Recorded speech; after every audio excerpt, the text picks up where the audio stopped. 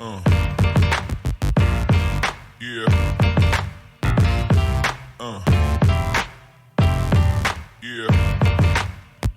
Hello Team Coach Adam, your certified personal trainer, nutritionist, and I can eat 25 protein bars in one sitting even though my wife said I couldn't do it.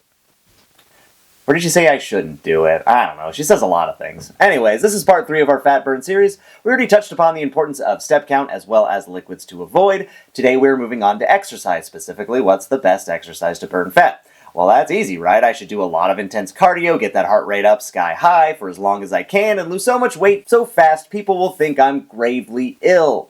Well, with all due respect, you're wrong. That's wrong!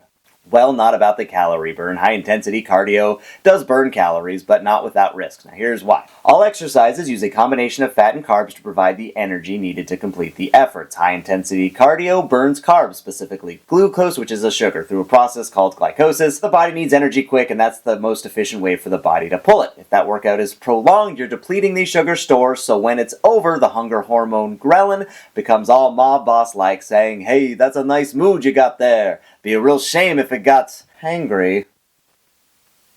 So sure, you burn a lot of calories, but you're going to be extremely hungry afterwards, and it's exactly the type of hunger that makes you eat 5 slices of pizza in 30 minutes because you have an irresistible need to refuel. So intense cardio more easily leads to overconsumption of food, which can negate the exercise. Now, any exercise is better than none, so if high-intensity running or interval training is the only thing you're going to do, then do it. But it may not give you the results you're looking for in the shortest amount of time, especially for fat loss. Now, I do 1 to 2 cardio workouts a week, usually an outdoor run, more for the mental health benefits. So, these things do have its place.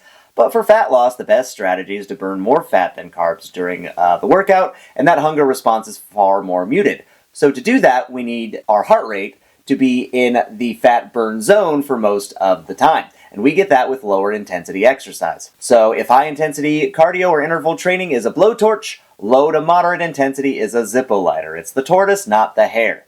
To estimate your fat burn heart rate range, you take your age, subtract it from 220, and you take 60 to 70% of that number. So for me, I'm 41, so 220 minus 41, 179. 60% of that is 107, 70% is 125. So 107 to 125, that is my fat burn heart rate range, and that's elevated, but not tremendously so. I could probably have a conversation at this heart rate. So instead of a HIIT type workout, we want to use the principles of LIMIT, low intensity, medium intensity interval training. So to help out with this, I'm releasing a Fat Blast Trio series of workouts that incorporate all themes of Adam Up Gains Fitness, that get strong, that get balanced, that get going, organized to maximize fat burn in a 20-minute period. We have 3 rounds, 5 different exercises. 1 get going, 3 get strong, 1 get balanced. Every exercise is 45 seconds. Every rest is only 15. They will all be full body dumbbell workouts, and the majority of the time is the strength training. So here's the structure. First, we have to get the heart rate up into the fat burn zone. So each round starts with a cardio get going exercise. Once there, we need to keep it there.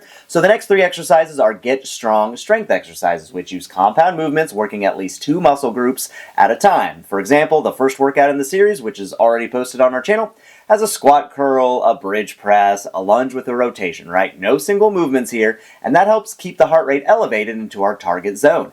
Like I said, only 15 seconds of rest in between. That keeps the heart rate moderately elevated and gets you to progressive overload from the strength side. Now, Coach Adam, you may ask, do I really need to strength train? Why not a moderately intense cardio like a power walk? Won't I lose weight faster that way? Well, first of all, I was getting to that. Probably. But fine, since you interrupted me, I'll address it. Without the muscle stimulation, you will lose as much muscle as you do fat. Breaking down the muscles through the weight training will force the body to repair the muscles and even grow them. And if you're in a calorie deficit, guess what? The body needs to use something for energy, and the only thing left is the fat stores. So strength training may slow down progress on the number on the scale, but will more quickly reduce body fat percentage, which is far more important. Plus, when you lose fat and muscle equally, eventually you get that deflated balloon look, and we've all seen those people, and they don't look well. After the 1 get going and 3 get strong exercises are done, we slow it down, catch our breath, and work core stabilization with a get balanced exercise. This will prepare you for the next round without being too burned out, but without resting for too long. After 3 rounds, we move on to our 2 finishers. This is where we empty the tank, we finish strong. We want to end these workouts with a well-deserved sense of accomplishment. You may find you get into the cardio zone here, but that's okay. I want you to end with something challenging and fun. We already have one of these exercises out. We plan to release at least 5 more in the next 5 to 7 weeks so that you can add that into your workout routine. But even if you don't do my workout specifically, you can follow the same pattern. 1. Move the body to get the heart rate up and get it into the fat burn zone. Lift weights using compound movements to keep the heart rate there, and then take a 1-minute active recovery kind of exercise when you're tired. Make sure it's not a long rest in between each of those bits, and then you just repeat it until you're done working out. It's also a good idea to have something high protein to eat right after a workout, no matter what exercise you do. But again, especially if you throw in a high intensity workout, right? You want to have something high protein to get in front of any hunger response you're going to need. You know what they say, you got to slap that hunger in the butt. Nipple that hunger bug. Nip it in the bud? Is that the saying? What does that even mean?